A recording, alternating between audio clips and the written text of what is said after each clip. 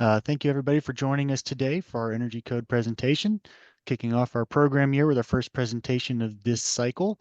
Today we're going to be talking about commercial blower door testing, the Energy Code requirements. I've got two guest speakers joining me from Intertech today. They're going to go over kind of the practical application, how to actually do that testing in the field, and I'll be covering the Energy Code requirements.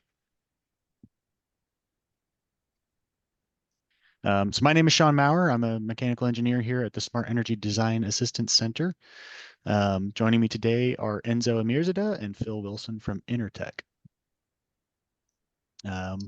Today's presentation, we're going to be overviewing the Commercial Energy Code pressure testing requirements contained in the 2021 IECC. We're going to help you analyze when you're doing pressure testing versus when you had to do the performance verification path for building envelope. We're going to analyze kind of a verification plan, help you know when you've got a complete plan in place. And then you should be able to summarize why envelope verification is important and why it's been added into the most recent cycle for the codes. So a little bit about CDEC and who we are. We are an applied research program here at the University of Illinois with the mission to reduce the energy footprint of Illinois and beyond. We achieved that through energy assessments, green planning services, resiliency planning pathways, green business assistance, and our Energy Codes training program, all with the goal of helping people save money and becoming more sustainable.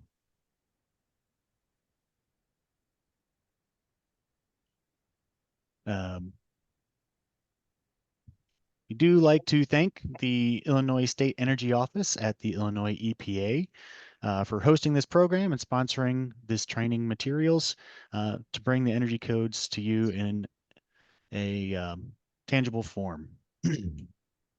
We are a preferred education provider with the ICC, and we do provide learning units for AIA.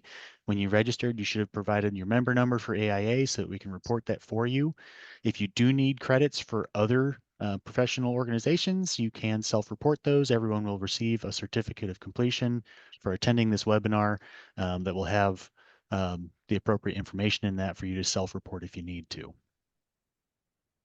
As part of our codes training program here, we do provide technical support to people in the state of Illinois. So if you have an energy code question, you can reach out to us at our helpline. There is a 1-800 number for quick energy code questions if you need just a quick response. If you have a more detailed question or you need something in writing so that you can share it with code officials, designers, multiple people, then we do suggest you reach out to us at energycode@illinois.edu so that everyone has that information available to them and has a consistent answer. We also host all our resources online at smartenergy.illinois.edu/energy-code. That includes recorded versions and PowerPoint slides of all our previous presentations for our workshops and webinars, and also some self-paced online modules for learning the codes that go a little bit more in depth into not just the code content, but the why of the codes to help people understand them better. Today's webinar is the first of our cycle this program year. We're going to be touching on commercial blower doors. Future presentations will be touching on the Illinois stretch codes for residential and commercial. We'll be going a little in depth into the basis of the Illinois codes, looking at the Energy Efficient Building Act and how there's some nuances there for schools, for other types of facilities, and some of the FAQs we get revolving around those questions. We'll be talking for our in-person webinars coming up in February about how to comply for the performance path for code officials, what to look at in those performance path reports, as we're seeing more of those now on the residential side. So we want to make sure we cover that in detail and give people the information they need to understand that performance compliance path option. The Illinois Energy Conservation Code is now on the 2021 IECC. That was made effective January 1st, 2024. So if you have projects permitted before January 1st, those would be still complying with the 2018 IECC. If your permit was on or after January 1st, you are going to comply with the 2021 IECC. The ICC, International Conservation Code website does have the Illinois um, amended energy code listed and available so that you can, instead of having to bounce between the 2021 and Illinois amendments, it's all hosted at one place at that link, the Illinois ECC 2021 web address. It's also directly linked on our website and you can find it there. Also available from ICC is the 2022 Chicago Energy Transformation Code. Again, has all the amendments and updates to the 2021 IECC that were made for that local code integrated into that publication so that you don't have to bounce back and forth between separate documents. So now let's get into the air leakage for the thermal envelope and the testing requirements in the code. The first thing we want to understand here is, why was this update important in the codes? Why were the codes making this change? In previous versions of the IECC for commercial buildings, designers would have to specify air barrier materials and in their plan drawings details, um, write up the documentation, note that those air barrier materials need to be continuous and installed per the manufacturer's instructions, but there wasn't really a testing procedure or verification procedure built into the code. It was left to the designers um, and builders, contractors to get those details correct. With the 2021 IECC, there's now a verification procedure built into the code because we were finding many buildings that had associated damage from when air leakage leaks through the envelope, it carries humidity with it. That could condense within the building materials and cause moisture damage, comfort issues involved in that as well. So now the key thing here is that building owners are paying designers and builders for a quality tight envelope that's well insulated. And now the code is built in this methodology to ensure that they're getting what they've paid for. So what is envelope pressure testing? In the simplest terms, it's pressurizing or depressurizing the interior of a building to a fixed pressure difference from between inside and outside. To provide a measurable leakage rate that isn't as impacted by environmental factors like wind and stuff, so you can get a more consistent air leakage measurement value so that you can get a good idea of how the envelope is performing and how leaky it is. It also amplifies those leakage points so that they can be detected easily if there is a problem. And when combined with diagnostic testing, such as what's shown in the picture here, where they're using theatrical fog in the pressurized buildings, being forced out cracks in the envelope, or thermal imagery, um, you can then find and correct those issues before the building is turned over and completed for construction. So built into the code, section C402.5 is the air leakage compliance pathways. There are two pathways listed.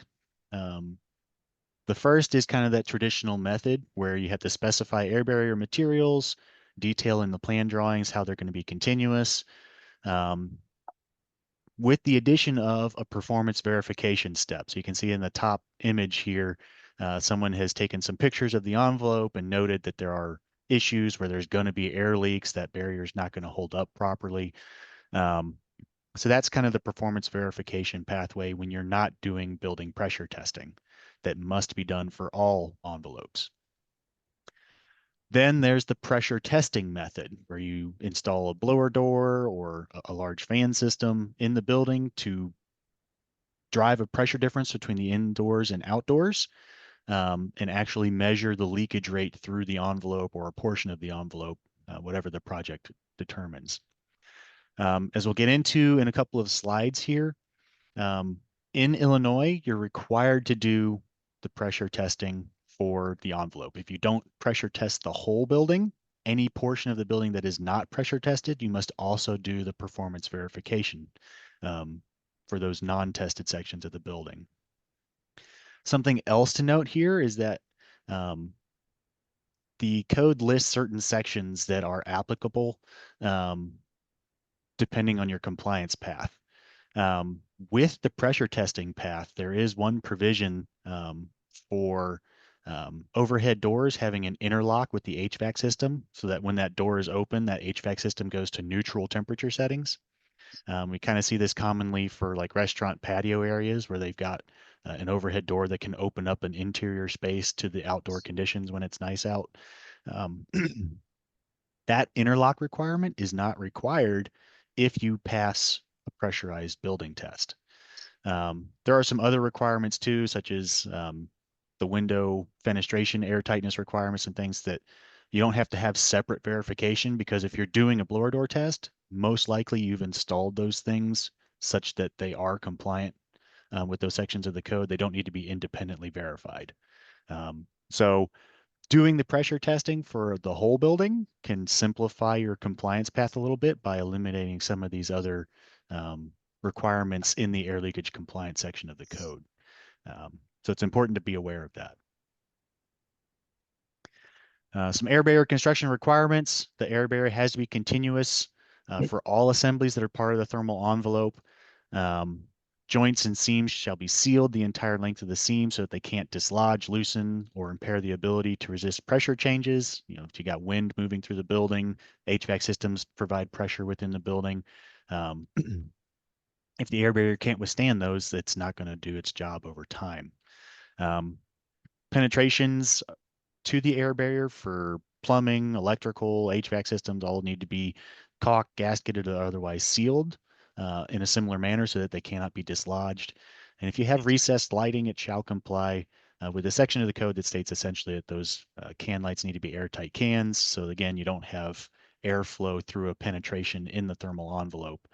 A big thing here, again, is that um, this envelope needs to be continuous and tight and durable to provide not only control of air, but the moisture that that air carries. And that's really the big component here that's of concern because that can do damage to the building over time. The code does list materials in it that qualify as air barrier materials. Not every material is listed here, so they also list an air permeability target to qualify as an air barrier material here. So that's at 0.004 CFM per square foot at 75 pascals, following that ASTM E2178 procedure. The grand majority of materials that are used in typical projects are listed there, but if you do come across a custom material, you've got a specialized project, you're not sure if it's an air barrier material or not, look for if it's passed that ASTM test. But this was pretty much the past procedure. You just specify these materials and hope that they were installed correctly. With the 2021 IECC, we're now verifying that these materials are installed correctly. So when are you required to pressure test? This is pulled straight out of the code. I don't want to get into all the detail here, but it's here for your reference. But the one thing I want to point out is that for Illinois, we're in climate zones 4A and 5A. If you look at the 4 exceptions listed here, 4A and 5A are not listed in those climate zones. So in Illinois, every commercial building must be pressure tested. There are no exceptions within Illinois' climate zones. It is important to note here at the very bottom, it says buildings or portions of buildings not tested above shall comply with the performance verification process. And there is a sampling procedure for different building types where you don't have to test the entire building. For particularly large buildings, that can be difficult. It can be hard to get the number of fans you need or to set up the test properly. So there is a sampling procedure, but be aware that if you don't test the entire building envelope as a whole building test and you're using one of those sampling procedures, anything that's not tested still has to go through that performance verification step where the designer has to provide those plan drawings. Those plan drawings must be detailed to show the continuous air barrier across the envelope. And you have to verify during installation in the construction process that it's installed properly, that you don't have any gaps. So there has to be some ongoing reporting during that process. There are 2 different pressure testing protocols, one for dwelling and sleeping units and one for all other commercial spaces. So just quick covering the definition of dwelling and sleeping units. Dwelling units contain independent living facilities for one or more persons, including living, sleeping, eating, cooking, and sanitation. A sleeping unit is almost the same as a dwelling unit, except that it's either sanitation or kitchen facilities, not both. Um, but if you're in a group R, which is a residential type facility, or a group I, institutional type facility with dwelling and sleeping units in it, um, the testing procedure for that is an unguarded test of individual units. Um, and to understand what that testing process is, an unguarded test, you're only pressurizing or depressurizing the individual unit, and you're measuring the leakage not only through the exterior walls and roof components, but you're also measuring air leakage coming through the partitions between other interior spaces, neighboring units, common spaces. Um, so that test is a little bit different than for all other commercial buildings. You can either do a whole building pressure test or a guarded pressure test of a sample of that building envelope. A guarded pressure test, the neighboring spaces are pressurized or depressurized to the same level as the test space so that it negates air transfer across that boundary, and you're only measuring leakage through the exterior envelope component.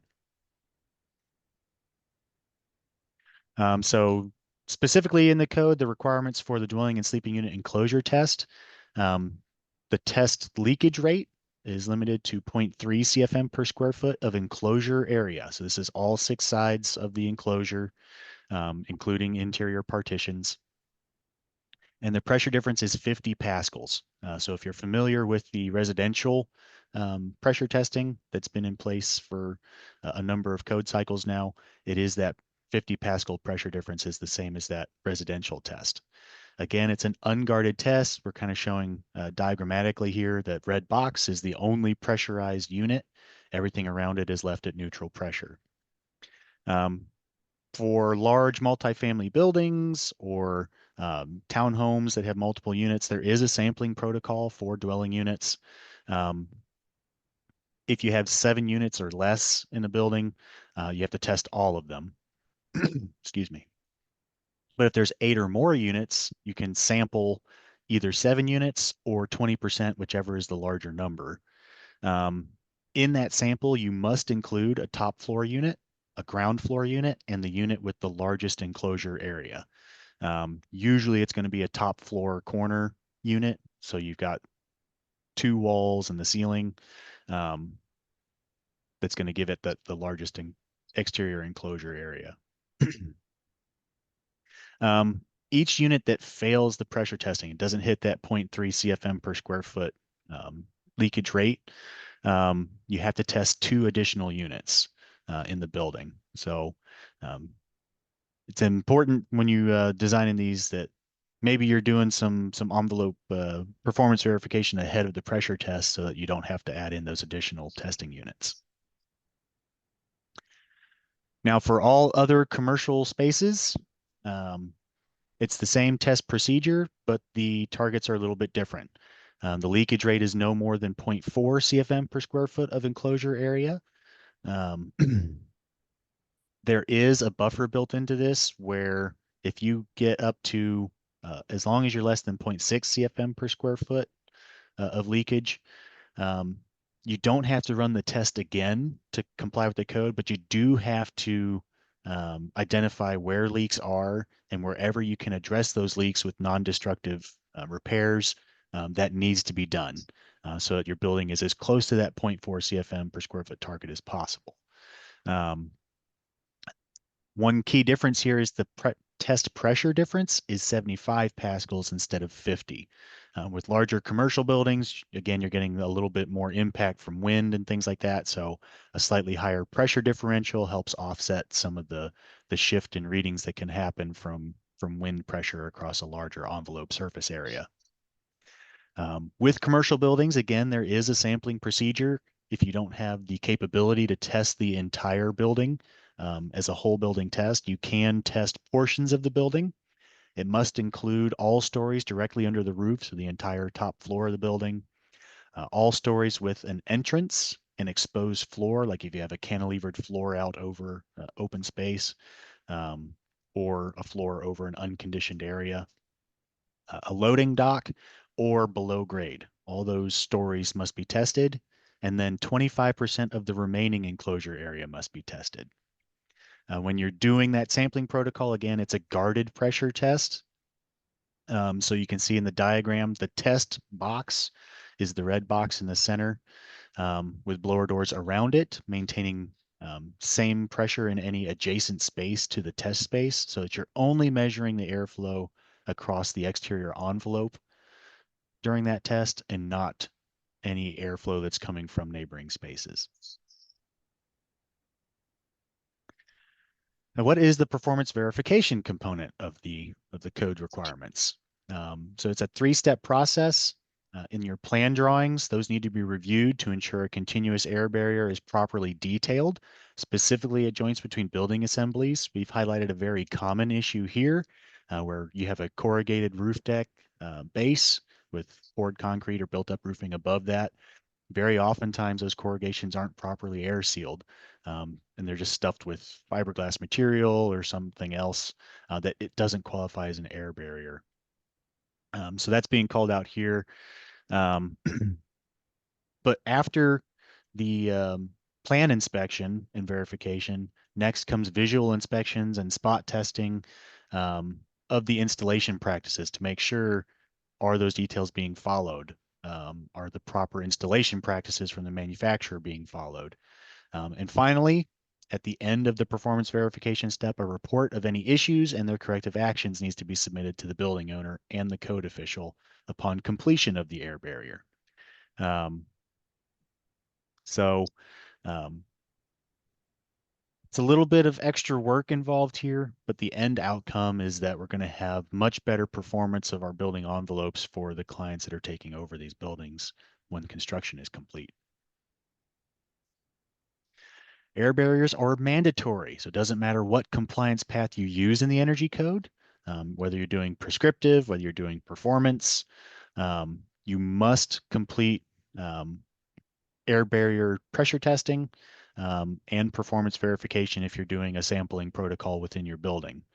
There is an option in the energy code for, since you have to get additional efficiency credits as part of the prescriptive path,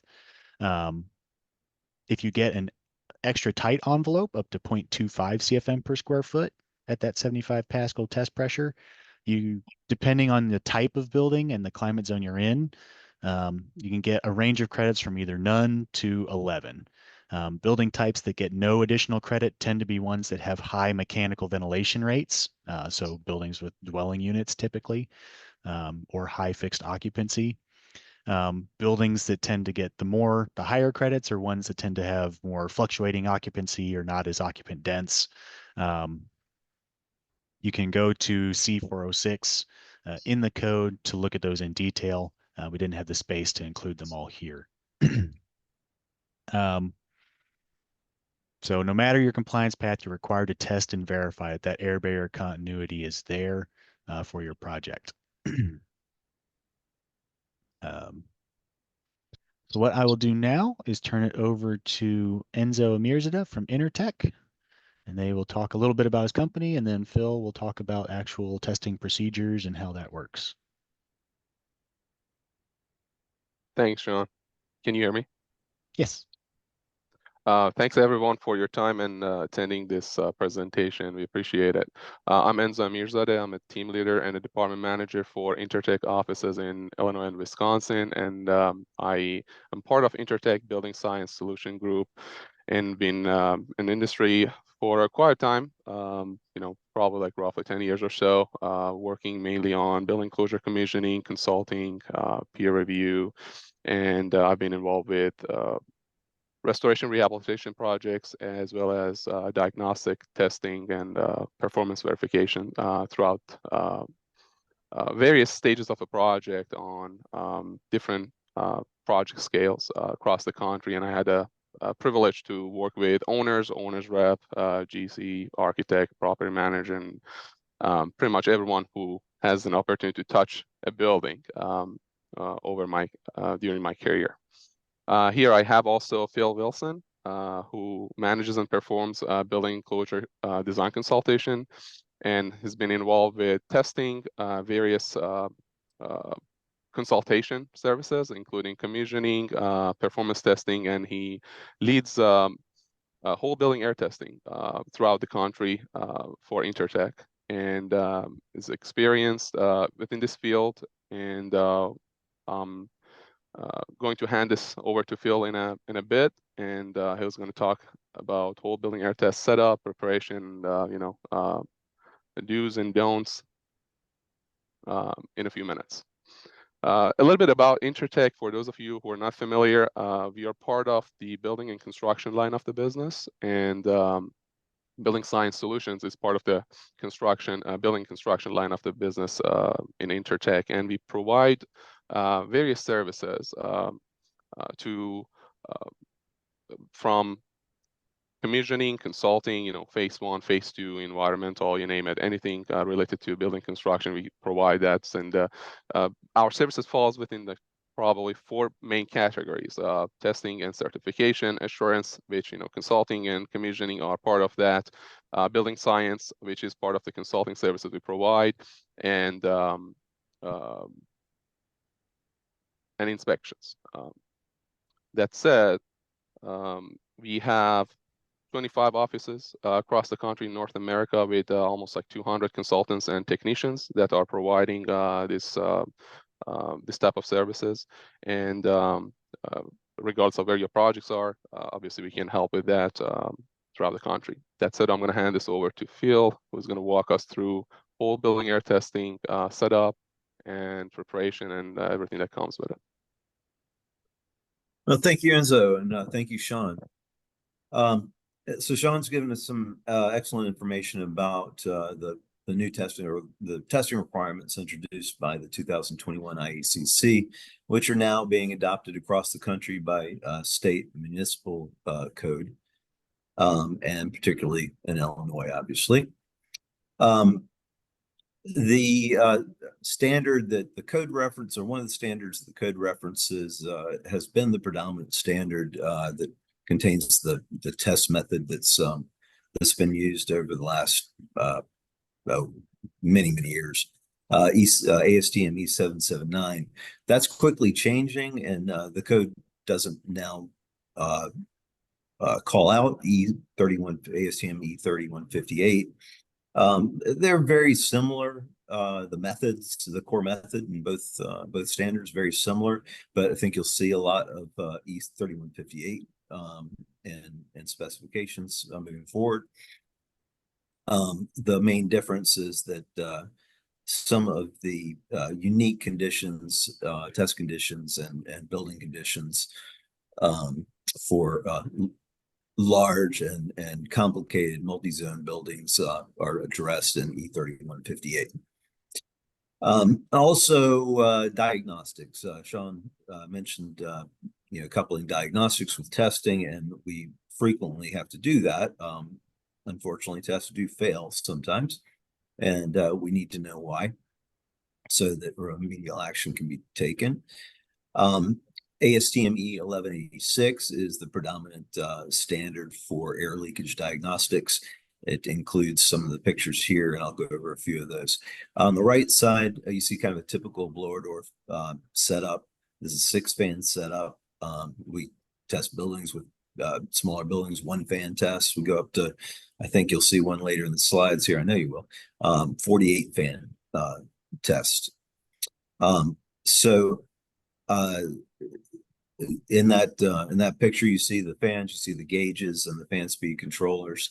In the top left-hand corner, specialized software being run that allows us to operate the fans, allows us to collect data from the gauges, monitor that data, and select the data points that we want to include in our test results. The same software also analyzes that data and produces the results for us. The next picture on the middle left side of the slide is basically it's some modems and Ethernet switchgear or switches that are primarily used in large and more complicated tests. Otherwise, the gauges can be used wirelessly. In the bottom left corner, theatrical fog under building pressurization. You see the fog machine deploying fog on the inside of the building, and on the photo to the immediate right, you see fog billowing out of the building. We saw a picture of that in Sean's presentation as well. That's my favorite diagnostic method for most buildings. I find that it has less restrictions than IR thermography, and it's easier for general contractors, subcontractors to understand than IR thermography. You see the fog coming out, you know the building's leaking. The picture to the right, still a valuable tool, IR thermography. In this picture, if you that's a where the walls meet the corner, well, corner of the building meets the roof, I guess, the roof wall interface in the corner. That image shows some potential an anomaly that could be potentially indicative of air leakage. With IR thermography, it's not conclusive, so we always have to verify what we think may be air leakage. We have to verify either by climbing up on a ladder and feeling it, or using fog, some other method. And how do I advance the slide? Great, thanks. ISO 6781 is another standard that covers air leakage diagnostics, but we usually use it when we're looking for other things as well, including moisture irregularities, thermal bridging, voids, and insulation, thermal insulation, etc. But it's a valuable tool. A nice resource. So Thomas Edison, his company, after scores of mergers and acquisitions, is an ancestor to what's now Intertek, the company that Enzo and I both work for. Mr. Edison was a big proponent of planning and systems for good reason. So I felt this slide would be a good lead into my next slide. So quality assurance, quality control processes,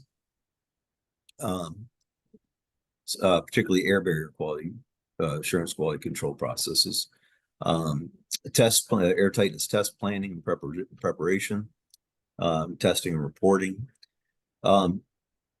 So historically, and in an ideal world, we would be involved, or another enclosure consultant would be involved, and later, at least later in the design phase, to review drawings and specifications, to identify discontinuity in the details, discontinuity of the air barrier and the design details.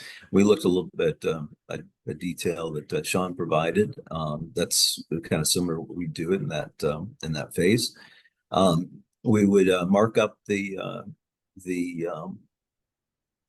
details and the specifications. In the specifications, we're looking for issues with materials specified, also perhaps installation guideline issues, that kind of thing.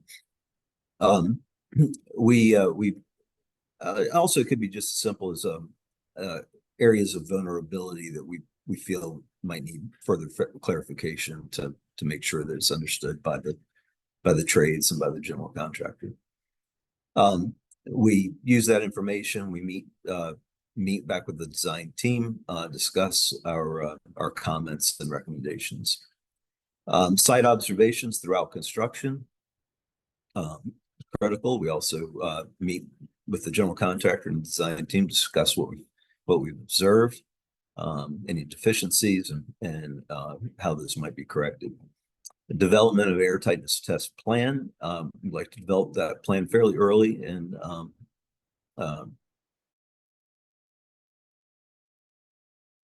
well, maybe not early in the construction process, but it kind of depends on the requirements. But somewhere during the construction phase. Elements of that design plan and more scheduling and building preparation type information The responsibilities of all parties involved and test procedures are outlined in what I call a pre-test memorandum. That pre-test memorandum is used as an agenda or at least a part of an agenda for a pre-test conference call where we discuss the responsibilities, discuss the items outlined in the memorandum. Generally, the attendance of that pre-test conference call would be the general contractors, some of the trades contractors like controls, mechanical, because we want to make sure the building's prepped properly, maybe electrical, and of course, the authority having jurisdiction. Could be the Army Corps of Engineers, could be NAVFAC, the Navy's counterpart to the Army Corps of Engineers, or whoever happens to be the HJ, and of course the building owners. We can move on to the next slide. Oh, I got it. Did I do that? Okay. So designer responsibilities. Designer is responsible, of course, for defining the boundary of the air barrier for the building or for the test zone or both. Then after that air barrier boundary is defined, the designer is responsible for making running calculation of the surface area. The diagram on the right shows the planes of the envelope surface that would be included in that calculation. It also includes the slab or floor of the building. We can multiply the number of the surface area calculation by the allowable leakage rate. We've been talking about 0.40 CFM per square foot at 75 pascals as being the rate determined by the IECC as a threshold. So multiply that and we get our allowable leakage for that particular test zone. It also gives us the number that we can back out based on fan capacity. We know how many fans we'll need to get to take to the job site in order to reach the test reference pressure. So here is an example of a test plan diagram that shows the fans, where the fans might be set up in the building to achieve pressure uniformity during the test, how the hose may be run both to the outside of the building to get differential pressure between the interior of the building and outside, and interior pressure hoses so that we can monitor and verify that we're achieving that pressure uniformity. We're allowed plus or minus 10% from the test reference pressure, from the pressure that we're actually inducing.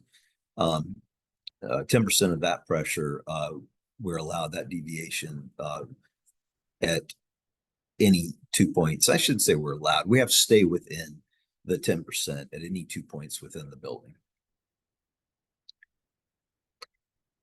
Sean mentioned guarded testing a good bit. He was showing more of a section diagram, so I'm showing you a plan diagram here. We'll for the sake of this discussion, we'll say what's called here building A and building B. This is not my diagram. I'm not quite sure why that's building A and building B and why the other one's building C, but building A and building B, let's call that the test zone. That's the zone that we are looking for air leakage results from. We want those results from the test zone, between the test zone and outside, air leakage across the enclosure between the test zone and outside. We're not interested in leakage across the shared wall between what we call the guard zone and the test zone. So we induce the same pressure as we're collecting airflow data. We induce the same pressures in both zones, the test zone and guard zone, to eliminate leakage across that shared wall. There are other types of guarded tests, but I think that takes care of what's required by the 2021 IECC and ultimately the Illinois Code. So talked about planning, test plan This is some of the kind of information you might find in a test plan. Certainly some general information about the building and its construction, the allowable leakage rate. You'd also probably see the allowable leakage for that particular building. Contact information for the parties that are either involved or participating in the testing, as well as those that are interested. A schedule for the test and proposed schedule for the test and timing. A lot of this information, I didn't include a pretest memorandum, but a lot of the information from the test plan will go into the pretest memorandum, and we discussed that kind of information earlier. So we can move on. This is just a little bit more of the information that might be included in a test plan, overview of the testing process, test agency responsibilities, certainly. We can go on. And this goes further into test agency responsibilities. There is some information about test procedure within the test agency responsibilities in this particular plan. I do mine a little bit differently, but gives you an idea of what might be included. General contractor responsibilities, certainly site coordination, access to all parts of the building, all parts of the test zone, as it may be, for the test agency. So we're able to do our job. Coordination with subcontractors, but to prep the building and to assist us with troubleshooting any air leakage that we may need to diagnose, and troubleshooting mechanical openings that haven't been prepped properly or missed during building preparation.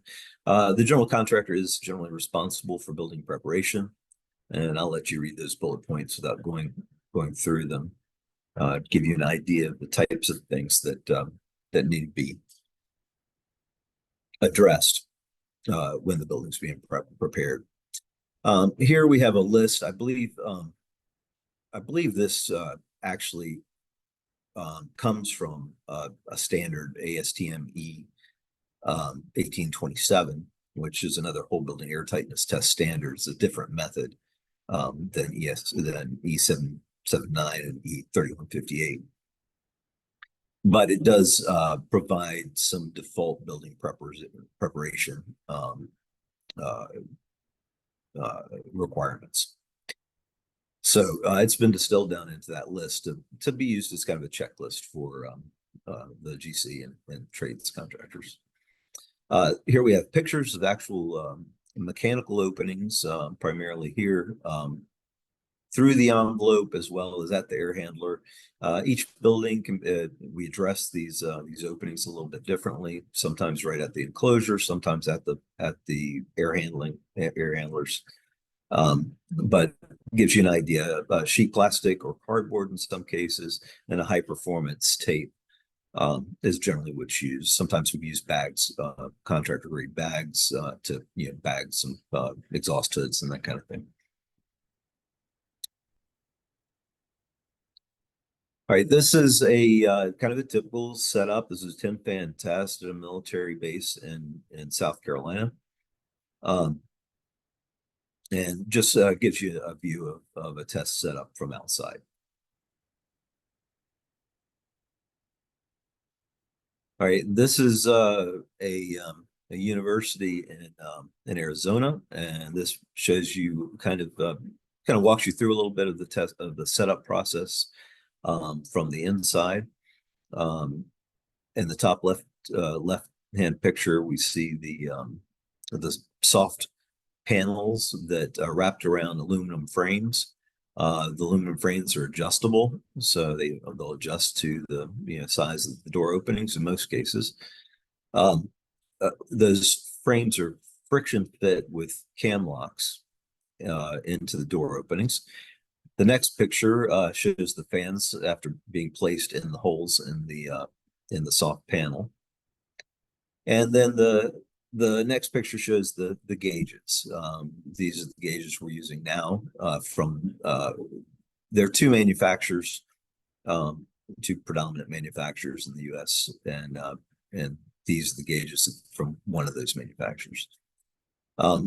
The gauges, their hoses run from the gauges, as I mentioned in a previous slide, to the exterior I generally run them to all 4 elevations, so we can average out, um, kind of mitigate some of the turbulence we might get from pressure changes outside.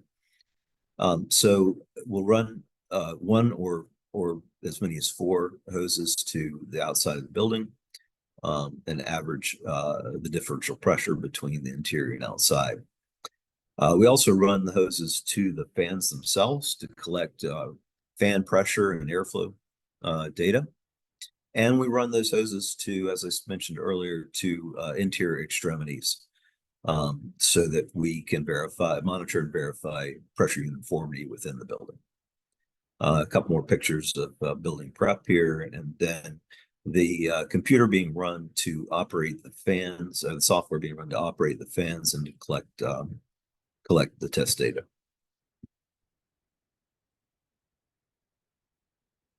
And these are some column case studies, I guess, just examples of some more tests that have been done. Office campus consolidation. This was a large building, 30 fans were required to run this test. This test was run at where the allowable leakage rate was 0.40. I'm going to throw out my opinion. 0.40 is, in my opinion, a very liberal threshold. The Army Corps of Engineers, NAVFAC, other federal government agencies have been requiring 0.25 for over a decade, maybe 15 years or so. And it's very achievable. So it would be my guess that the IECC in future versions, they'll be tightening up this threshold once the industry becomes more accustomed to the testing requirements and how to actually achieve more airtight buildings.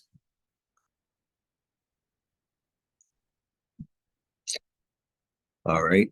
This also shows some of the preparation, building preparation, actually for that particular building.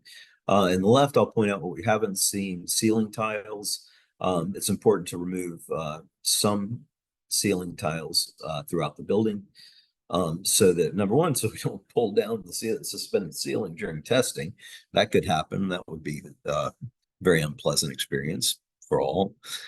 But also to ensure pressure uniformity in these plenum spaces, or the spaces above the suspended ceilings.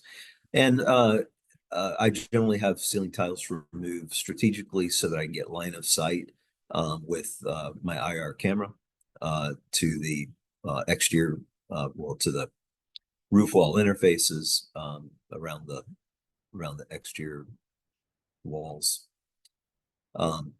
We also, if we're using theatrical fog, which is again my favorite, we need the ceiling tiles open so we can direct the fog up into those plenum spaces.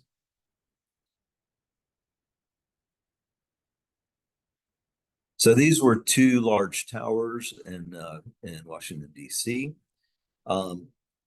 The South Tower would have required 48 fans to test if the buildings didn't turn out to be so tight, constructed so tightly. The North Tower would have required 41 fans. We were able to do what I call a confidence check before setting up all the fans to determine how many fans we were really going to need based on the tightness of the building. And we were able to test this building with far fewer fans. In fact, this building was much tighter than the 2.5 requirement by the Army Corps and NAVFAC. So if folks are hunting down the additional credits that Sean mentioned in his part of the presentation, yeah, I think those credits are very achievable where the type of building allows you to receive them. We can certainly get down to, it's done over and over again. In fact, the Army Corps demands it. NAVFAC demands that their buildings reach that 0.25. If they don't, then the remedial action has to take place, and it can be very costly. And the building has to be retested. And these are some of the test plan diagrams for those towers in the slide above. So good planning, good quality assurance, quality control processes obviously lead to high performance buildings, buildings that are more energy efficient, less susceptible to condensation and ultimately mold growth, to other moisture related deterioration components, and hence happier clients, happier stakeholders, past tests, happier testing agencies. There's nothing we like worse than but nothing that we dislike more, I should say, than to have to fail a test. It's very costly. Typically, it requires destructive measures to correct the buildings, and everyone's a lot happier if we pass the test on the first try. So again, that was just a summary of what goes into the testing, some of the planning and processes leading up to the testing. If anybody has questions, I'd be happy to address those. Okay, thank you, Phil. We do have a few questions that have come in. I think you touched on this one a little bit during your presentation, but who's responsible for the performance verification during construction? Is that the contractor? Is that the architect? Is it a blend of agencies? So yeah, I mean it's kind of a blend. I mean you know the buck stops with the general contractors when as far as the installation process. We're involved we're hired by architects and general contractors and owners to assist in that process, and of course the designers involved in the CA throughout construction. So it's a blend of things, and it depends on the scope that our client, if it's us involved in that process, the scope that our client is requesting. If I may chime in on that one, the Phil just like nailed it, but we can just make it a little bit more specific. Who is responsible for specifying the performance requirements, right? Who is responsible for conducting the performance requirements, and who is responsible for preparing for the performance verification? So each one of them would be a different party. Specification is on our architect. Preparation is on the general contractor, GC, or CM, or whomever is in charge of the construction. And conducting is a testing agency like us would conduct it, assuming that those informations are prepared and well defined.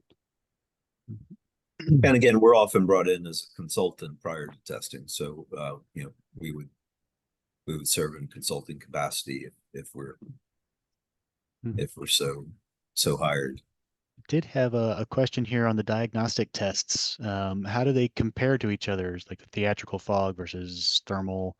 When do you consider assessing with one versus another? That's a great question. So some of the limitations of thermography, thermography is a lot faster than fog, and you cover a lot more real estate with thermography in a shorter period of time than you can with fog. So that's, in my mind, that's probably the biggest benefit of IR thermography. The limitations of IR thermography are that it's not conclusive, number one, that it requires line of sight to the deficient conditions within the building. So if we can't look at it, if it's hidden behind finishes or whatever, we're not going to see it with IR typically. So theatrical fog gets around those obstructions, and we will see the fog coming out of the building if there's an air leakage pathway between the interior and outside. Sometimes it can be a little bit difficult to drill down on exactly where that fog, where the pathway is, but at least we have a general area, and then we can start looking at drawing details and get a better idea of where the vulnerabilities may be. Trying to think if there's anything else I want to say about the asphalt. Yeah, again, I mentioned this. It's a lot easier uh, for folks to understand. You stand on the outside of the building, you know fog's being deployed on the inside, you see fog on the outside, you know you got a leak. With IR thermography, it's a little more esoteric. You have to kind of describe what's being, what the image on the screen means to most folks. Yeah. Question here about is testing done when the shell of the building is complete or just before final inspection? Like, what's the timeline for when you do this testing? Shortly before substantial completion, we need the building enclosure to be 100% complete. It varies project to project, honestly, but the building enclosure has to be 100% complete. That includes, the doors are the last things that typically go in, and certainly door hardware and thresholds, weather stripping, that kind of thing. So we need all that installed. We need the doors to be functioning per design intent with weather stripping installed. Door hardware needs to be holding the doors firmly against the weather stripping, all that kind of thing. So every component of the building enclosure needs to be complete before we test. And, my preference would be to test as soon as the building enclosure is 100% complete. It'd be nice if there are no ceiling tiles installed, for example, but sequences are different from project to project. So, Okay. Question here about for multifamily buildings, when you're testing an individual unit, if they have transfer ducts going out to a common space or undercut doors to allow, return airflow back to a central unit or something, is that something that gets sealed off during that testing? yes, those would get sealed off. There's some complexities about testing multifamily. I'm not going to get into all of them now, but they have to be reviewed pretty carefully. I'll just say that the air barrier is designed to be around the outside the exterior walls of the building, and now you're relying on an air barrier that's installed on the exterior walls of the building and demising walls that are not necessarily designed to be air barriers, and even if they're continuous and include materials that are all air barrier materials and nice transitions and all that, it's very difficult to transition those interior demising walls to the exterior, to the air barrier on the exterior wall, which tends to be on the outside of the exterior wall, the backup wall anyway. So there's some idiosyncrasies about testing multifamily that I'm not entirely comfortable with, but we do it. We have to do it. So it's kind of the best we got. We've got a couple of questions here about the code itself. The first one that I can address here. I did mention that all commercial buildings in Illinois are required to pressure test for compliance. There was a question if there are any exceptions for smaller buildings or certain square footage. Not in Illinois. Climate zone 4A and 5A do not have any exceptions for testing. In climate zones that have milder climates, I believe I had a list on the slides earlier. You can go back and review those. Where there's less humidity change, so typically like ocean mild climate or arid dry climate, those do have exceptions for smaller buildings because you're not as concerned about the moisture that's coming in with outside air in those areas. And so in Illinois, no, there are no exceptions. In other climate zones, there's a list in the code, and we included that list in our slides if you want to review those in the future. There are some exceptions for certain types of buildings in certain climate zones and for certain smaller buildings.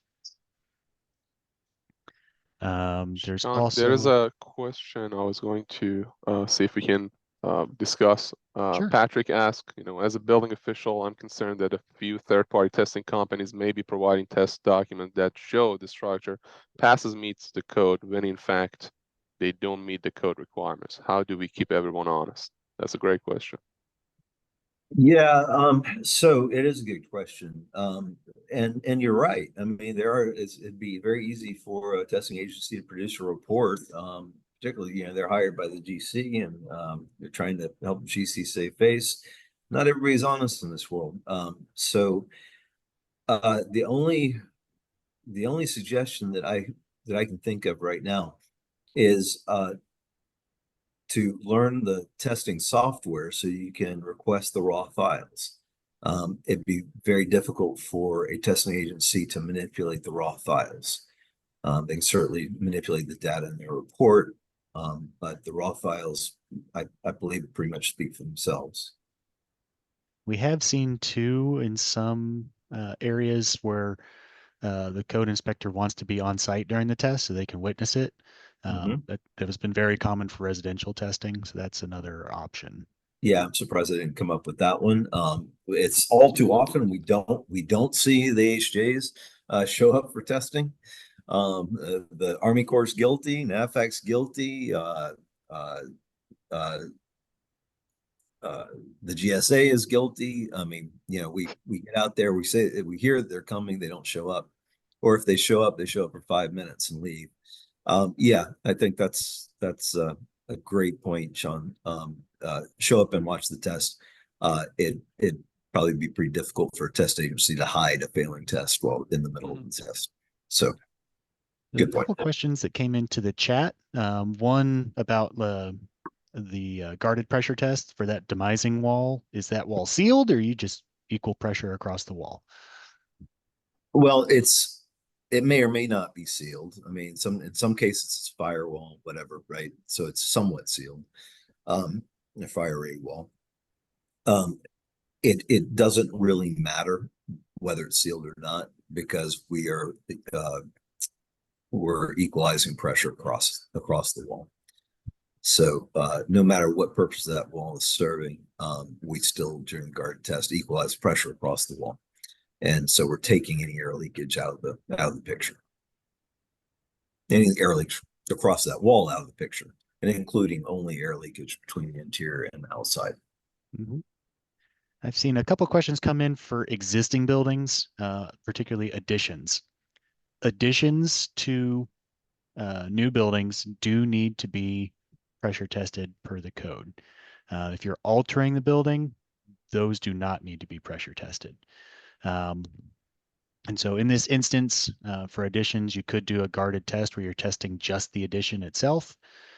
There's also a compliance option where you can test the addition with the existing building, or you might do a whole building test. So there's a couple options there, but additions to buildings would also need to be pressure tested.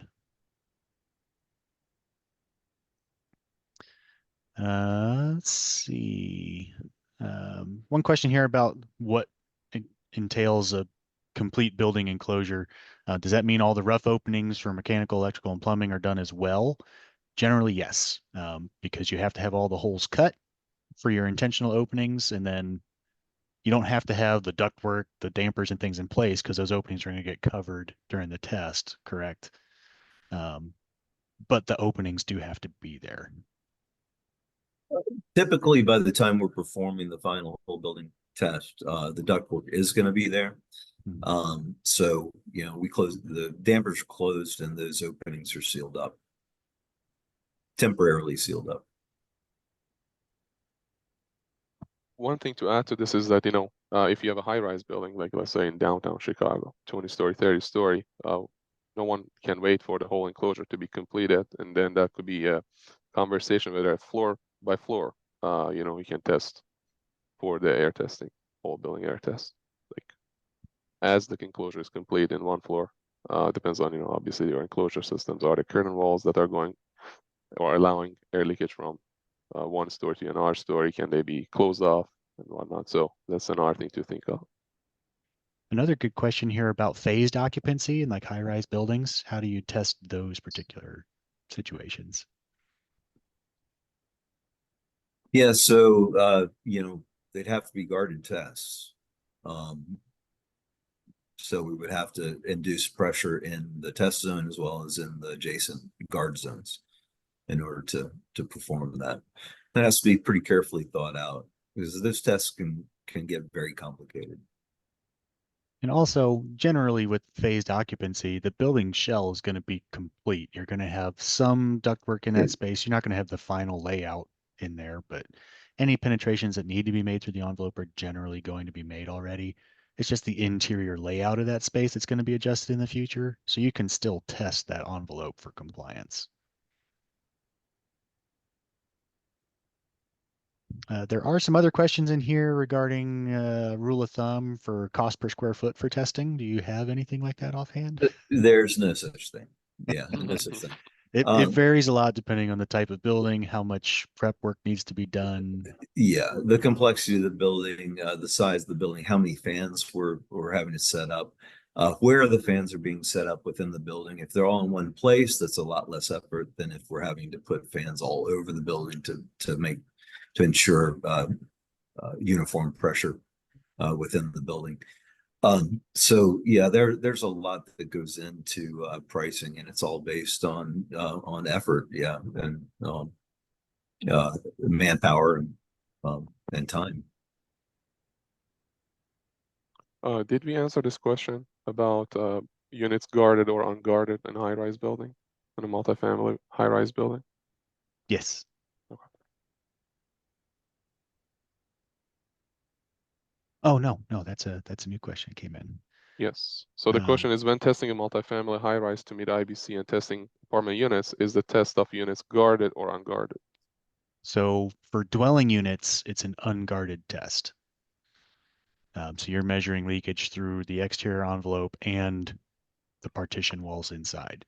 And then you're averaging that leakage rate across all the tested units. So that is an unguarded test for sleeping and dwelling units. For all other commercial spaces, you would be doing a guarded test for portions of the building.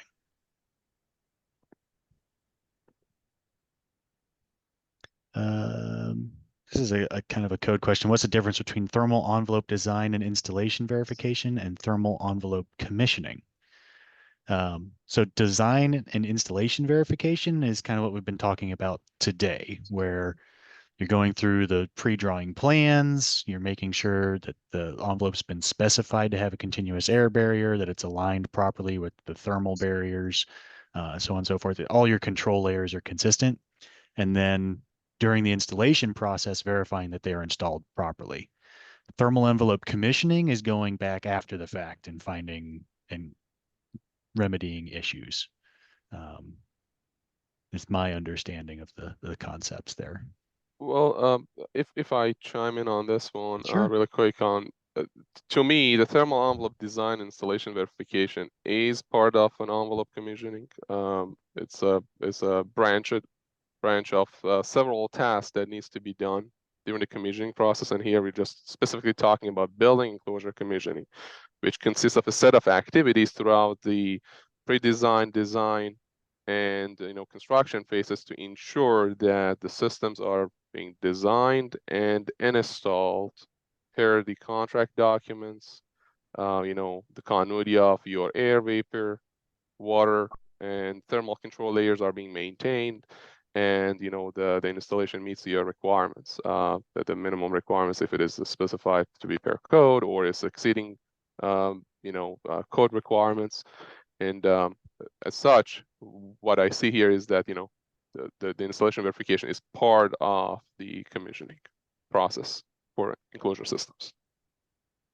I do have a question here about how long does the test take? And that's going to vary significantly between buildings as far as prep work, but the test itself is fairly quick.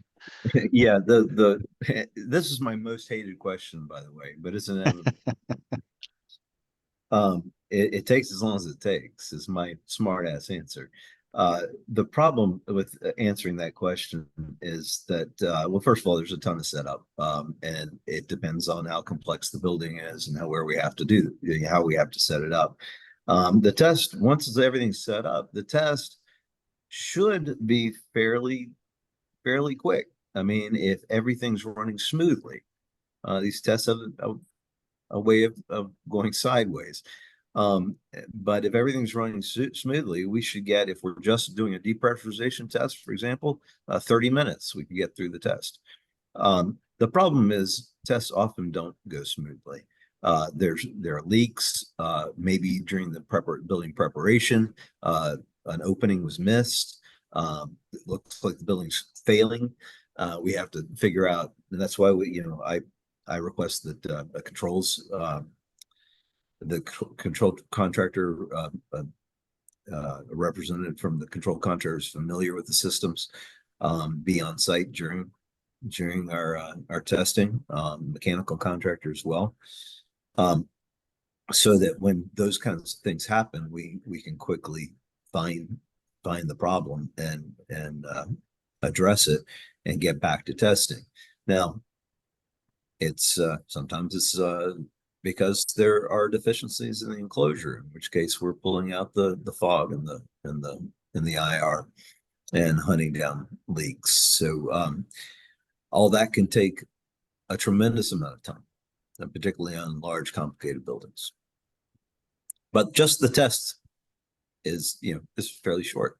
It's the setup and the diagnostics. Mm-hmm. One final thing here about the demising wall air sealing products. I think this is probably focused around the dwelling unit testing where it's unguarded. But when you're doing this test and you've got fire assemblies where the ceiling components are rated for fire rating, but not necessarily for air leakage ratings, is there a way to address that during testing, or do those kind of align with each other? So there's nothing we can much do to address it during testing. It's really during the design phase that these things have to be detailed. And then during the construction phase, that the construction of the has to be verified that it meets the design intent. So yeah, and you're right. So these walls serve different purposes, and I brought that up a little while ago. Continuity of the air barrier is very difficult in multifamily buildings, where we're relying on partially relying on the exterior envelope, the air barrier applied exterior envelope, and partially relying on drywall, right? And finished drywall. And yeah, there are some issues there. And I guess the best I can do is say that's why we have an allowable leakage rate, is because you are allowed some leakage for conduit situations like this. But it's not a perfect situation with multifamily. Well, thank you both for your insights today. We're going to wrap it up now. If I haven't addressed your question in the chat, please do email us at energycode@illinois.edu. If you have any specific questions for the folks at Intertech, their contact information is on the screen. Please feel free to grab a screenshot of that if you're going to reach out to them. But thank you all for attending today. We hope this has been an informational session. Phil, Enzo, thank you again for speaking with us today. Your insights are very useful. Thanks, Thank everyone. All right, everyone have a wonderful afternoon, and we'll see you at the next webinar.